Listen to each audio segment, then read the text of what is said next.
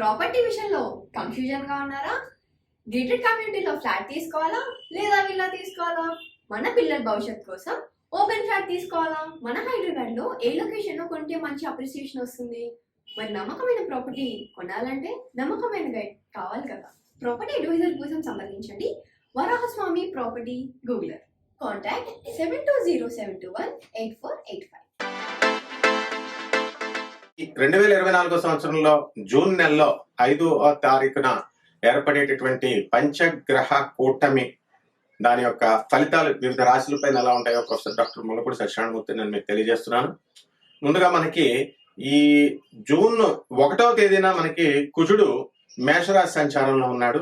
రవి, బుధ, శుక్ర, గురు గ్రహాలు 4 గ్రహాలు వృషభ రాశిలో ఉన్నాయి.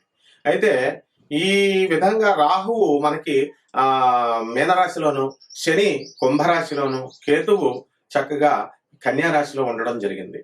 అయితే ఈ చంద్రుడు వచ్చినప్పుడు మనకి ఒకే రాశిలోకి రవి, బుధ, శుక్ర, గురు గ్రహాలతో పాటు చంద్రగ్రహం కలవడం వల్ల ఇది పంచగ్రహ కూటమిగా మనం చెప్పుకుంటున్నాం.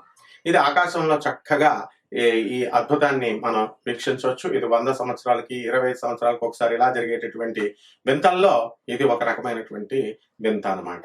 కాబట్టి ఈ పంచగ్రహ కూటమి యొక్క ప్రభావాలు మనకి వివిధ రాశుల పైన ఉంటాయి.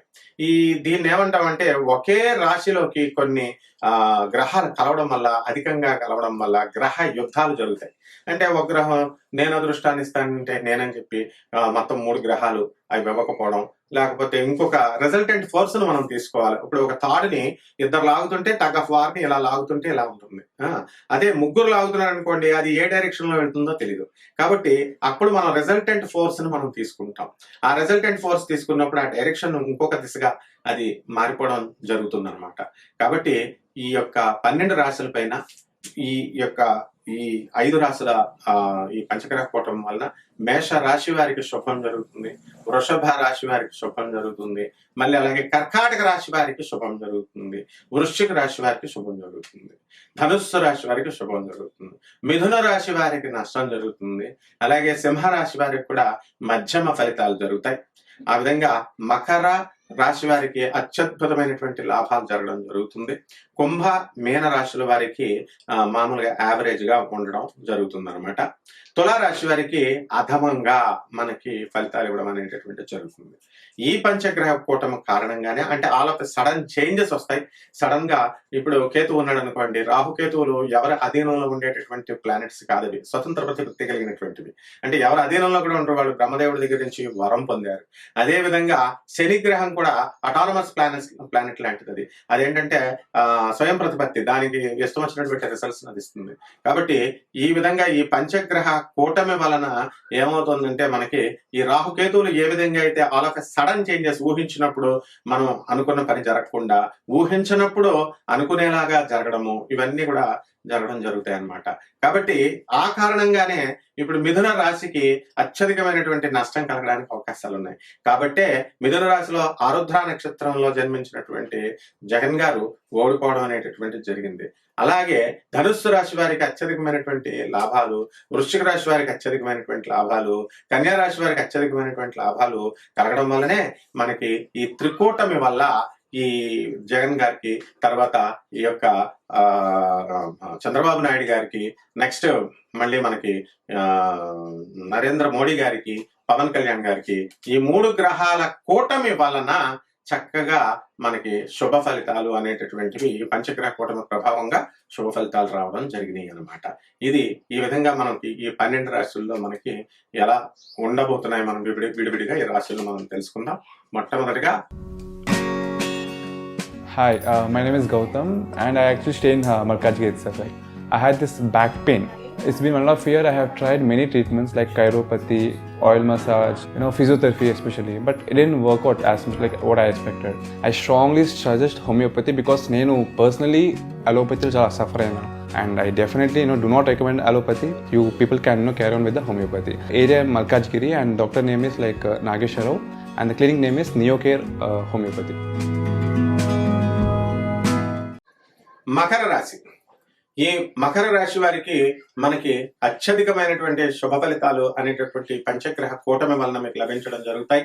మరి ఈ 5 గ్రహాలు చక్కగా మీకు ఈ రవి, బుధ, శుక్ర, గురు, చంద్రగ్రహాలన్నీ కూడా వృషభ రాశిలోను, మరి కుజగ్రహము మేషరాశిలోను, రాహువు మీనరాశిలోను, శని కుంభరాశిలోను, కేతువు కన్యా రాశిలో ఉండడం ద్వారా ఈ యొక్క మకర రాశి వారికి అత్యధికమైనటువంటి లాభ ఫలితాలు జరగడం జరుగుతాయి.